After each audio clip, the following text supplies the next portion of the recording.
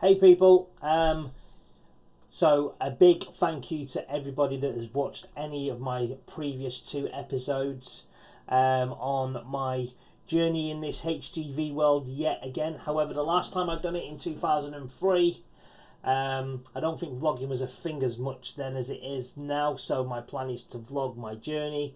Also maybe some private life that is away from my job, maybe my car, my dog, my family, my walks. I don't know, maybe a few things we can throw in there just every now and then as something a little different.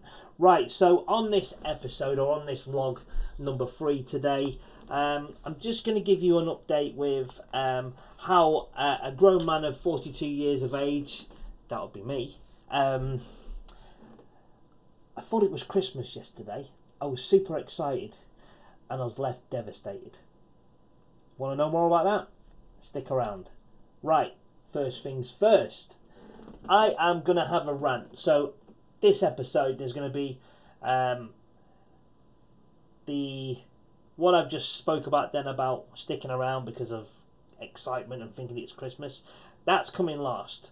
But first, I'm going to bring you, or sorry, not first, on this episode, I'm going to bring you a rant from these lips about the government, about what's going on. And secondly, I will update you on a job interview that I attended yesterday evening.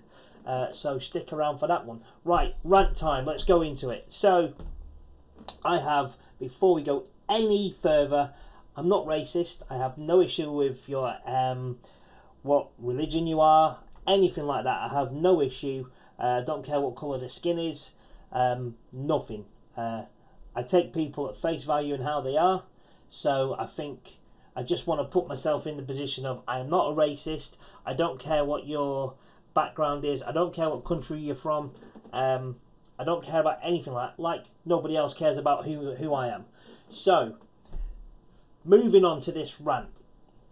So I received, like probably millions of you now in the UK, a letter from the government asking us in a roundabout way, would we consider dipping our toes back into the HGV world? Well, the answer and the short of that is yes. Would I say yes if I wasn't trying to get into the industry before receiving that letter? No. So if my job was going okay and I didn't have any desire to get back into the lorries, by the way, I have a huge desire to get back in the lorries, so please don't go judging me. If I was in a normal 9 to 5, no COVID, really enjoyed my job, but there was a lack of drivers and they sent me a letter and say, hey, give up this wonderful job you got here to come back to do the job that you quit last time. Would you reconsider it for the same amount of money? No, I wouldn't. And what I have learned over the last 2 weeks of interviews is certainly now my life has changed since the last time. Money isn't really the be and end all of the work. It's got to be something that you can get a progression and you can learn from. And of course, certainly now, which there wasn't back then in 2003, a family life I need to consider. So, you know, all joking aside, I seriously need to consider a role or a job that I would take that would suit my family down to the sort of way we would work, because obviously my partner does shifts and I do have a dog. So I couldn't just leave my dog for 12 hours a day, could we? So, right, my rant is about, obviously, the letter asking us to dip our toes back in. Personally, I think it's a bit cheeky. I understand it. But how can they send or even contemplate sending a letter to people like myself who has applied for his licence and, please excuse my French, is still fucking waiting? I sent my licence off on the 1st of Sep. Now, I've been speaking to friends who are truck drivers, good friends of mine, that have sent off for like medicals in February. He's still waiting. I know a few of my friends that have sent their licenses via the online process. Done straight away. Myself, my license expired, sent it to DVLA. It's a paper. It's taking forever to even find it and open it. So that's where I'm at with that. And what I find difficult is this government is now saying, this is where it takes me back to the beginning of the video, that I'm not racist. I don't care what country you're from. I don't care about your creed. I don't care about anything like that. Is how the government can turn around and beg because that's what they're doing. They are begging drivers from over in Europe to come back over here for 3 months and we'll give you a working visa. The money that is going to take to provide these visas, have these people come over here. I'm not going to say take our jobs, because they've done a good job in the whole time since I've stopped driving, and they've sort of been driving in the UK, so that's wrong of me to say, but there's plenty of jobs out there in this country. And what does our country decide to do? Hey, let's offer the people who live in Europe a 3-month visa, we'll pay for it. Do you know what my attitude to that is? Fuck it. What the government need to do is sort the DVLA out. People like myself, I'm guessing there's a, well, not guessing, something I read. There's around 50,000 to 60,000 people like myself backlogged because it's a paper license we're having to renew. Okay? And when I say paper, what I mean is my license expired, it don't exist online, so I have to do a paper trail. It has to be a paper license. And they're predicting around 60,000 that are in since April, haven't been opened to date, that need them envelopes opened. So on one hand you've got the government, this hand there, the government is saying, hi, all you guys from over Europe, come over here, work for us, we'll pay for your visas, we'll sort you somewhere to live, don't worry about it. As opposed to people that are already living in this country, like myself, that's saying, government, open my fucking envelope, get me registered, let me get my taco, boom, I can start. End of. So my rant is, the government needs to pull their finger out, make sure they can get staff to open the envelopes quicker. Maybe even, they've sent everybody a letter, right? They've sent everybody a letter, including myself. They know that I've got a HGV licence. Fucking look for me in the DVLA and open it. Simple. Might take a long time, but do it. It was, you know, if they was to send a couple of people through the automator the way it's done and say, right, we're looking for a Lee Marlowe.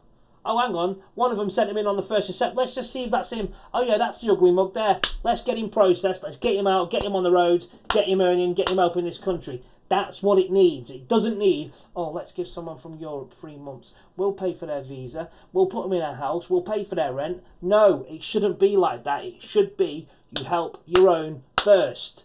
You know, we don't go to Bulgaria or Romania or Sweden to work for them because they're sorted. They're clever enough to sort it out themselves between them as a government.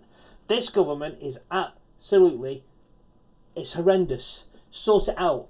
Get the DVLA sorted. I understand the issue with the COVID. I'm not saying get them in a building and kill them all. I'm not saying that. I'm saying get it sorted. There must be people. I would go and work at DVLA for a week to hunt for letters for drivers that want to get through. 100%. So if anyone's listening from any government party, which they're probably not, who's going to watch this? Please, please, please, let's do something about this. I have some job offers. I can't accept these job offers because the DVLA have not opened my letter.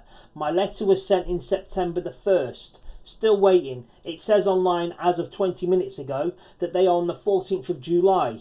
I've still got, what, 6 weeks to go. If we're going week at a time, 6 weeks before they even get my letter, okay? That's 6 weeks. Once they get my letter, I'll get an authorization or a message saying, hi, we've opened your letter, Lee. It's online, it's active. Boom. I can then apply for my Digitaco. Now, you would say normally then you can drive your 15 days on your without your Digitaco. However, I haven't even got a job yet to go to. Alright? Even though I've had offers, I haven't officially got a job to go to because I can't officially give a start date because you won't open my fucking letter. So that's where I'm at with the rant. Rant over. Right, I'm going to move on. Job interview. Had a job interview last night. Went very well. Another one up near Heathrow Airport. And I'm pleased to sit here and say that I have officially been offered a job. And we are now on, I think, officially 3 jobs I've been offered. However, the other 2, as I said before in previous, probably not going to go down that road now. This one has knocked them out of the water completely.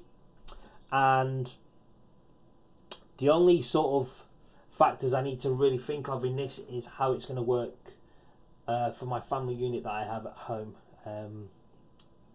It's a bit worrying, really. So I'm kind of...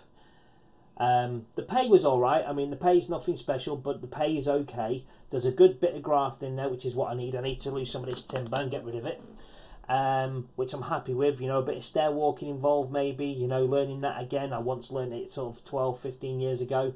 Not done any stair walking for a long time. And it's nights out, and it's a bonus because I also get my own vehicle and I can continue vlogging, which would be really, really good.